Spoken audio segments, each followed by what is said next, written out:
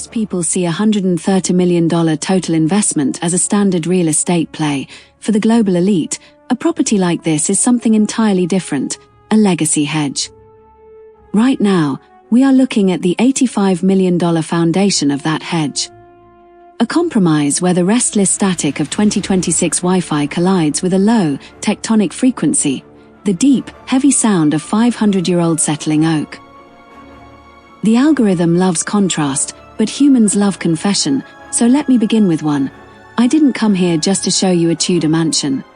I came here because I wanted to understand why something built 5 centuries ago feels more alive than most of us do in 2026. Maybe that's the real curiosity gap, not the net worth of the owner, or the age of the house, but the age of the questions it forces you to ask. Questions like why some fortunes survive centuries, while some empires crumble overnight. Tudor houses weren't built to last this long. In fact, most were expected to survive maybe 80 years, a single lifetime. The idea that one could endure half a millennium would have sounded impossible to the people who built them. Yet, this mansion has lived through 14 monarchs, 2 plagues, a civil war, and a fire that should have ended its story, but didn't. Under Henry VIII, owning land was dangerous. If the king wanted your estate, he simply accused you of treason, and many Tudor mansions were seized hours after the execution. It's the same ruthless calculus we see today. Modern billionaires don't just buy these estates for the history. They buy them because extreme wealth is inherently paranoid. Silicon Valley tech titans and foreign oligarchs pour hundreds of millions into these ancient structures, turning 15th century walls into 21st century fortresses. When you look at this house today, you'll see the scars of that modern invasion, the subtle glow of security lights, the discreet electrical conduits tracing ancient stone, and modern conveniences wired directly into the past. They think they are mastering the property, but they are just the latest in a long line of apex predators trying to buy immortality. Walk down the grand corridor, and you might find a biometric bunker or a modern Faraday cage installed directly adjacent to a 500-year-old priest hole. The Tudor families hid priest holes to save their lives. The modern owner builds an air-gapped vault to save his data. 5 centuries apart, the fear remains the same, the loss of the unseen asset. It suggests that despite 5 centuries of progress, the modern tech titan is just as afraid of the dark as the Tudors were. We haven't outrun fear, we've just automated it. This obsession with total invisibility isn't unique to these ancient walls. We saw a similar, even more extreme manifestation of this when we dropped our video on May 16th, which I'll leave linked in the description below, where we went inside Elon Musk's $300 million Miami Beach mega mansion, a property literally designed to vanish from Google Earth. It seems the higher the net worth, the deeper the desire to disappear. This instinct to lock down everything never changes, no matter the century. When the world's richest private citizen, oil tycoon J. Paul Getty, bought the magnificent Tudor estate of Sutton Place, he was so pathologically obsessed with controlling his wealth that he famously installed a coin-operated payphone inside the mansion so his wealthy houseguests couldn't run up his telephone bill. He lived surrounded by priceless 500-year-old art, yet spent his days counting pennies. He was a king in a castle of his own making, desperately trying to construct a barrier between his fortune and a world he completely distrusted.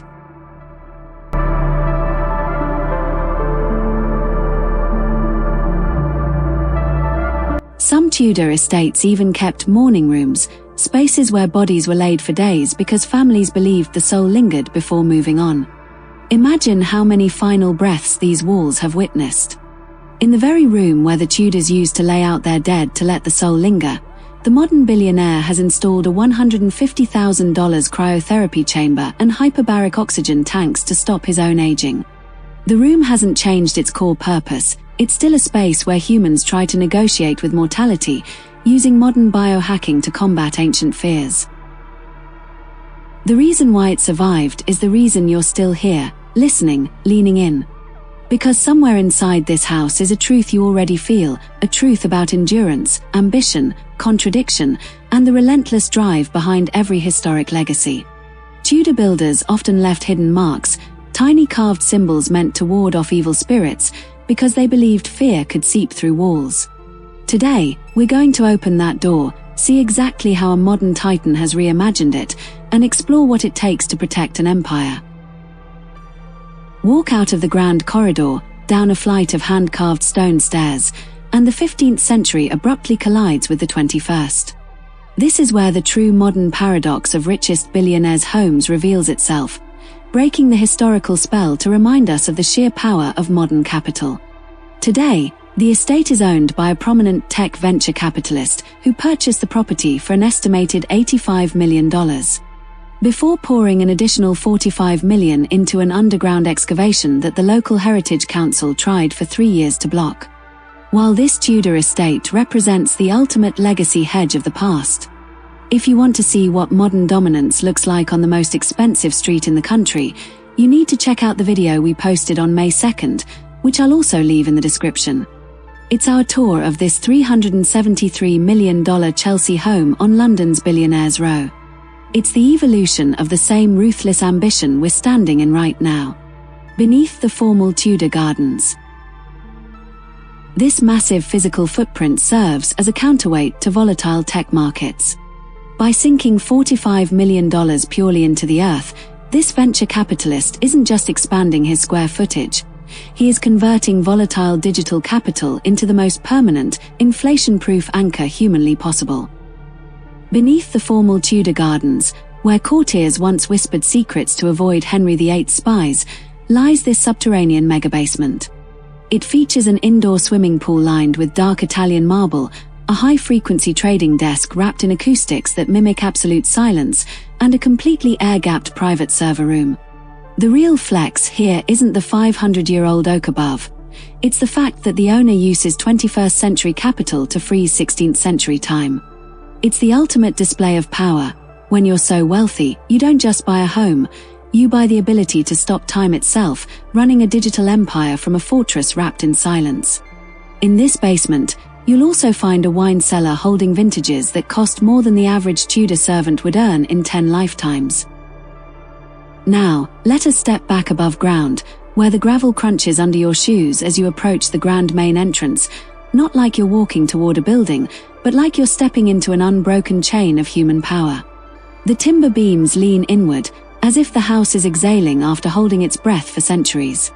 Those beams are oak, felled from trees that were already 200 years old when Henry VIII was a teenager, which means the wood above your head began growing around the year 1300. Tudor builders used wooden pegs instead of nails. Over centuries, these pegs expanded and contracted with the seasons, making the structure stronger with age, a house that literally learned to hold itself together.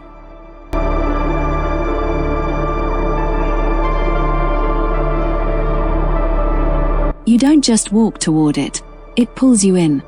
Before you even touch the door, you feel it. This place has survived more than any modern enterprise has. During the Tudor era, the average life expectancy was 35. This house has lived the equivalent of 14 human lifetimes without ever once asking for permission to continue. The modern billionaire isn't just buying the architecture, they are buying the ultimate genetic flex, using 21st century biohacking to live long enough to actually enjoy a timeline this vast. Because ultimate survival isn't just about strength, it's about establishing an undeniable sense of meaning and architectural dominance. When you step inside, the air changes. It's warmer, heavier, almost human. Old houses don't smell like age, they smell like memory. If you stop and listen, you can hear the frequency of the structure. Modern smart homes hum with the restless static of electricity and Wi-Fi, but this mansion has a lower, tectonic frequency, the deep, heavy sound of settling oak. To keep that frequency alive, the owner doesn't just hire a plumber, they have to hire an architectural historian. Every nail must be hand-forged. Every beam must be treated with a specific 16th century oil. It is a bizarre sight. A customized Pagani parked in a driveway that has to be hand-raked daily because asphalt is strictly banned by the local Heritage Trust. This isn't just a home, It's a high-maintenance masterpiece where the owner pays $10,000 a week to specialized artisans flown in from across Europe just to maintain the illusion of the 1500s. It is the ultimate irony of wealth. The billionaire owns the deed, but the house dictates the billionaire's standard of care. Of course, to survive in 2026, even a time machine requires a compromise. Purists might scoff at the modern light switches on the walls, the radiators tucked discreetly under the windows, or the sound of running water echoing through centuries-old plumbing. But this modern electricity and plumbing aren't a betrayal of the past. They are the tax the house pays to stay alive. Without these 21st century interventions, a structure like this becomes a rotting museum. With them, it remains a prestigious, living home. It is a living, breathing paradox, wired for the future, but anchored in the past. Tudor walls were often insulated with a mix of horsehair, straw, and human ash from fireplaces, meaning this structure is quite literally made of the history that passed through it. It is an architecture born out of a desperate need for absolute security. The people who built this were terrified of what lay beyond their gates, whether it was the king's executioners, a rival dynasty, or an invisible plague. The floorboards groan under your weight, not in protest but in recognition, like they've carried historical figures with burdens and empires we can only imagine. And that's when the mansion begins its quiet invitation. Not with words, but with presence. It asks what monument of wealth will outlive the person who built it, what assets have been protected, and what vision has been brought to life. It's the kind of psychological intimacy that makes a viewer feel inspired, hitting the imagination before the mind. Some Tudor families placed worn, broken shoes inside walls, believing they trapped negative energies the way a spider traps flies. Walking into the Great Hall feels like stepping into a cathedral of contradictions. Light pours through leaded windows, but the shadows feel older than the sun. The beams above you were carved before Shakespeare wrote a single line, yet they feel strangely modern, like elite ambition never really changes, it just changes clothes. Look closely at a single, distorted pane of that leaded glass. It features a faint witch mark scratched into the corner centuries ago to ward off misfortune. That glass has stood perfectly still, witnessing the rise, fall, and ruin of entire dynasties. The billionaire who holds the deed today doesn't actually own this glass. They are simply the temporary custodian currently paying to preserve it.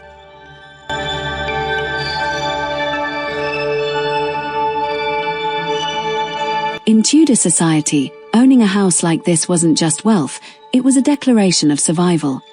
Families built upward and outward to prove they were still standing after political purges. Some Tudor homes hid secret message drawers, tiny sliding compartments where families stored coded letters during these purges, where being caught with one meant certain death.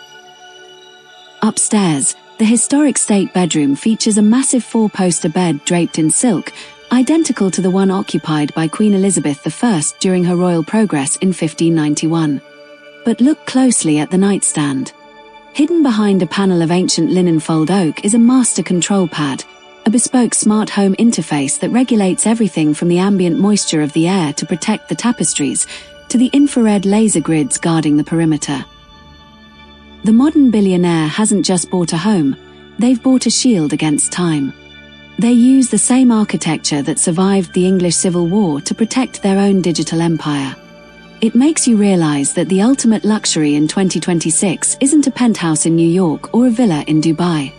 It is the ability to buy an unbroken chain of human survival and step into a dynasty that was already ancient before your wealth even existed. This property is the ultimate trophy of endurance, something a billionaire buys because it's the only thing their money can't build from scratch. This room has witnessed triumphs, legendary feasts, state secrets, and profound transitions. Tudor families often kept a death chair, a single wooden chair reserved only for the final moments of life that no one else dared sit in. Some houses still have them tucked in corners, untouched.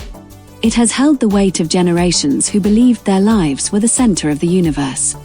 Now, looking at this space, we realize the sheer scale of the history preserved here. It connects the modern elite directly to the roots of power. During outbreaks of plague, Families sometimes boarded up entire rooms with sick relatives inside, hoping to contain the disease. Some of those rooms were never reopened. Every Tudor mansion has an untold mystery, and this one has several. But the most intriguing is a small, windowless room hidden behind a panel in the hallway. For 200 years, no one was allowed inside. Not because it was dangerous, but because it held a deeply private family artifact, a portrait. Not of a king, not of a nobleman, but of a young heir, a life that ended before their legacy could truly begin. In an era where infant mortality was a baseline reality, preservation became architecture. Portraits were painted not just to remember, but to solidify a line of lineage. Suddenly, the house stops being just a building and becomes a blueprint for elite legacy. It reveals the ultimate human drive to protect what we build. It's no wonder modern billionaires are drawn to these walls. They recognize the exact same restless, visionary ambition.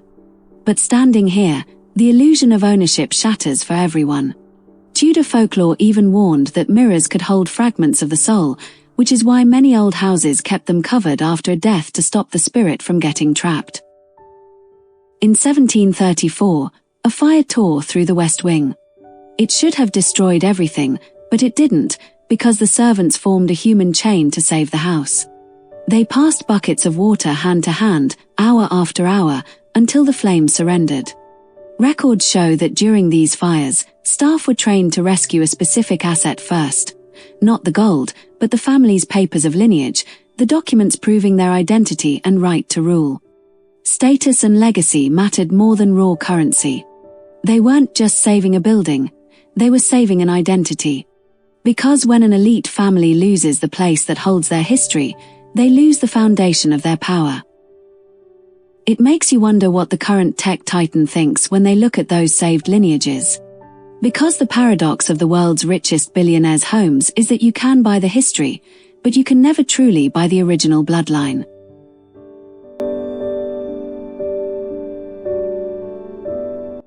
This estate has outlived 3 distinct aristocratic dynasties, who all believed their family name would echo through these halls forever.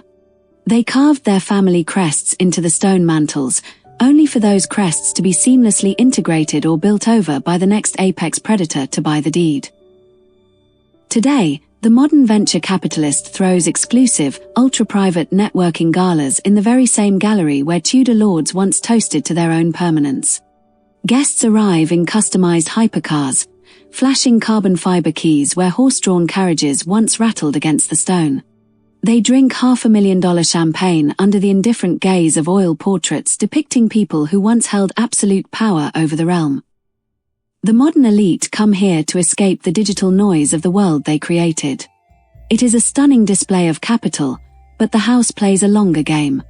It watches the tech titan balance global markets from a custom desk, knowing that in another 100 years, there will be a new currency, a new billionaire, and a new empire trying to anchor itself to these same ancient floorboards.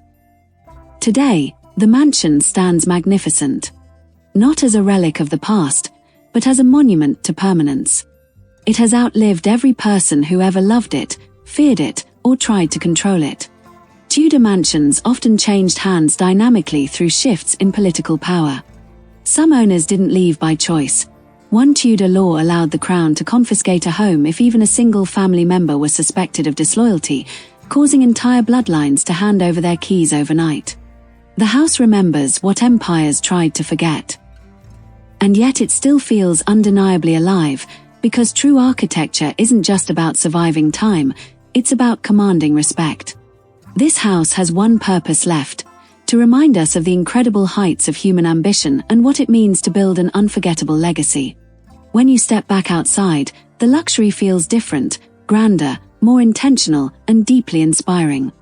You realize the mansion didn't just show you its past, it revealed the timeless blueprint of success. It matches the plaster mixed with elements to bind the walls to the earth, and the false chimney flues built to outsmart rivals during nighttime raids. Every historic masterpiece has a space built for security. Every visionary leader still builds those spaces today. And maybe, just maybe, that's why this house survived 500 years. Not because it was merely built well, but because it was built with an uncompromising vision. And a true vision refuses to fade away. So if you're inspired by this property, it's because you recognize that relentless drive to build something extraordinary. And that's the real narrative of ultra-luxury real estate, the perfect alignment of historic legacy and modern ambition. The house reminds us that true luxury isn't just about the architecture, it's about the enduring legacy you create. Before we step back into the modern world, I have a question for you. If you had a secret room in an estate like this that no one was allowed to enter for the next 200 years, what is the one elite asset, artifact, or legacy document you would leave inside it to prove you were here? Tell me in the comments, I'll be pinning my favorite answer.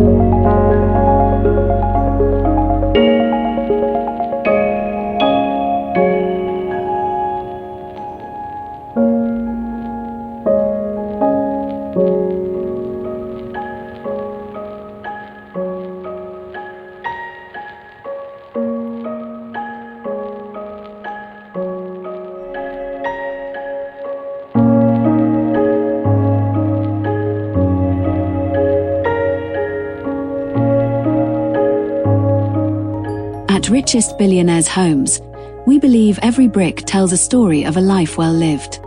We don't just show you floor plans, we show you the grand vision it took to draw them. If you're busy building your own legacy, subscribe. Let's look at the next blueprint together. You see, we don't just showcase properties, we sell a dream. Our mission is to narrate the lifestyle, the vision, and the legacy behind every billionaire's home. We believe in tell, don't just show, because every space deserves a powerful voice. The original stories we share here aren't found anywhere else on YouTube or social media. That is our brand guarantee.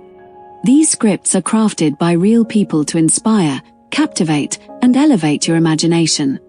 Because a home is more than an address, it's an identity.